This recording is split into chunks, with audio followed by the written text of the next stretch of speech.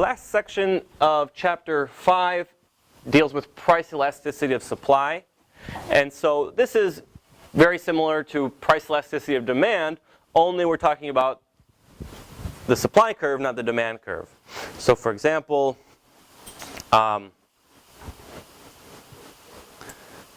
we might have a supply curve that looks like this,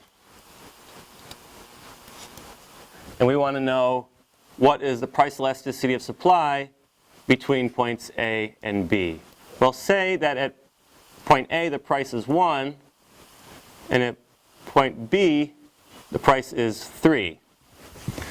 And here the quantity demanded is 150, and here the quantity demanded is 250.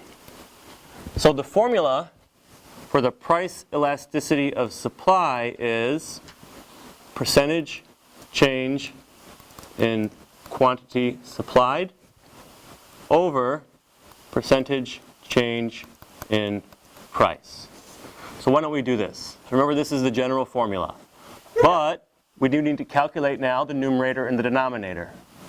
So how do we calculate the percentage change in quantity supplied?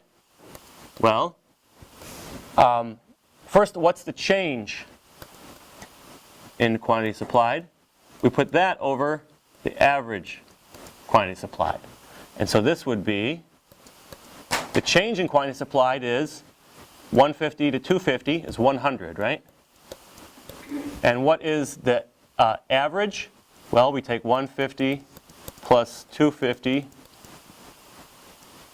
divided by 2, and this is 400 divided by 2, or 200. Yeah? But again, you can just see that because it's halfway between these two. It should be easy for you to see that this is 200s. Anyway, the average quantity is 200, and so this is 1/2, or what percent? 50%. So I'll just write that over here and then erase the math to save space. So this is, after we have the general formula, this is how we calculate the numerator. Now let's calculate the denominator. Percentage change in price. So this is going to be the change in price over the average price. The change in price is 2. The average price is 2.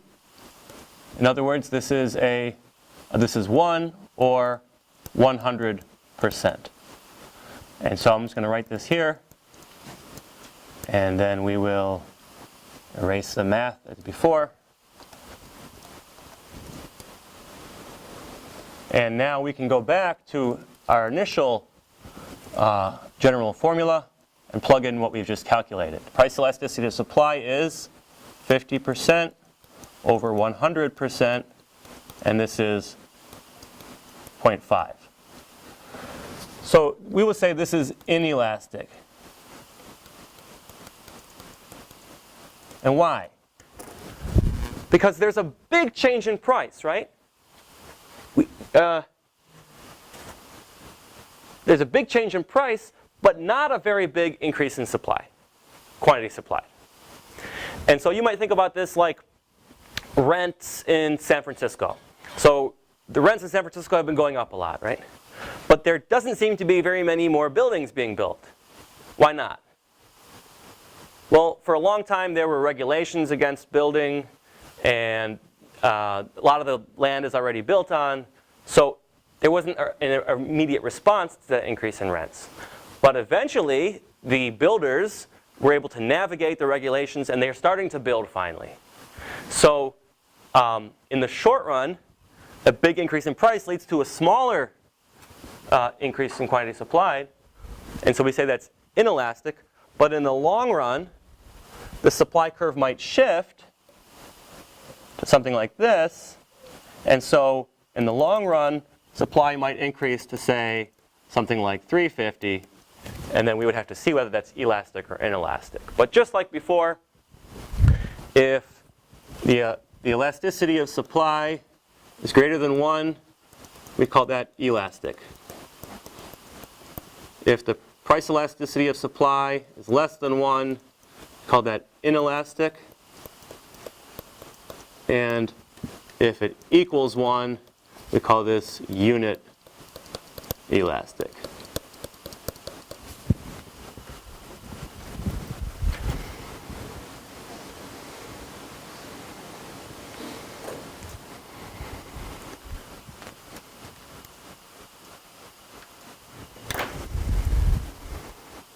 Here we have an example of a perfectly inelastic supply curve.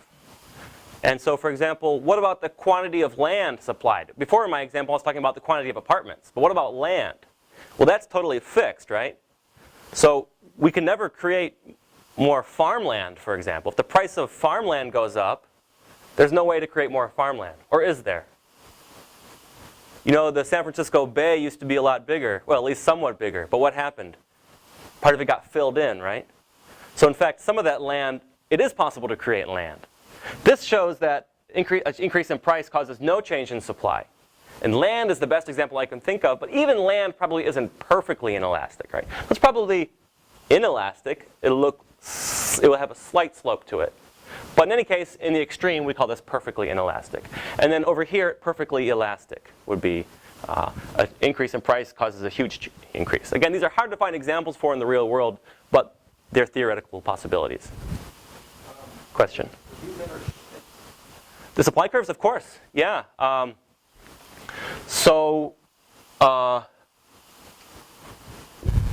Indeed, because we're talking about only how a change in the price of this good leads to a change in the quantity supplied. But what if it would be easier to illustrate that the answer to that question with respect to demand, I think, just for conceptual clarity. So let's say we have a demand curve. And we want to calculate the price elasticity of demand between these 2 points. And I'll just use the same numbers to make it easy for us. So what's the price elasticity of demand here? Well, elasticity of demand is percentage change in quantity demanded over percentage change in price. And we just saw, using the exact same numbers, that the percentage change in quantity demanded was 50%. And the percentage change in price is 100%. So this is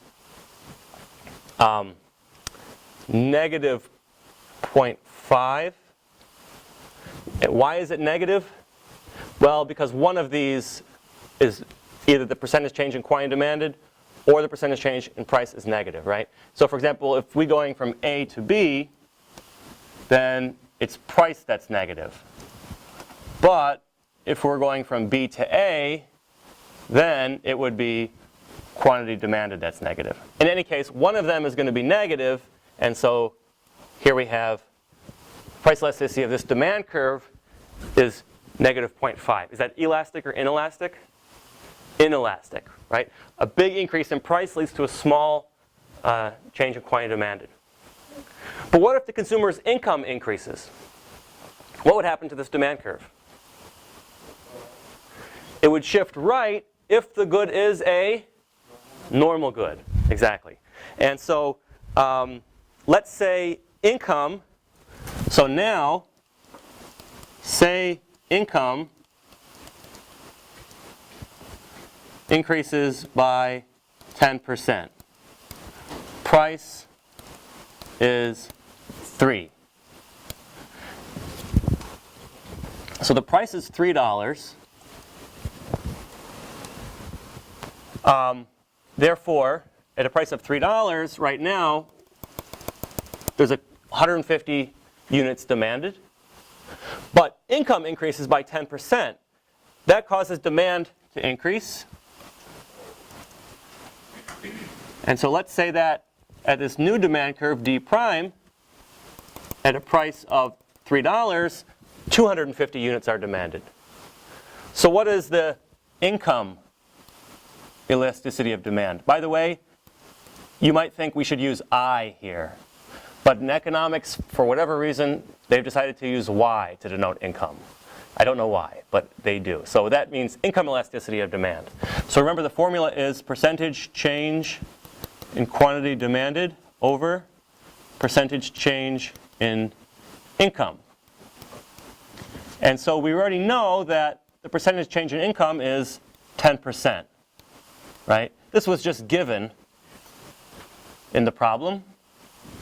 What's the percentage change in quantity demanded?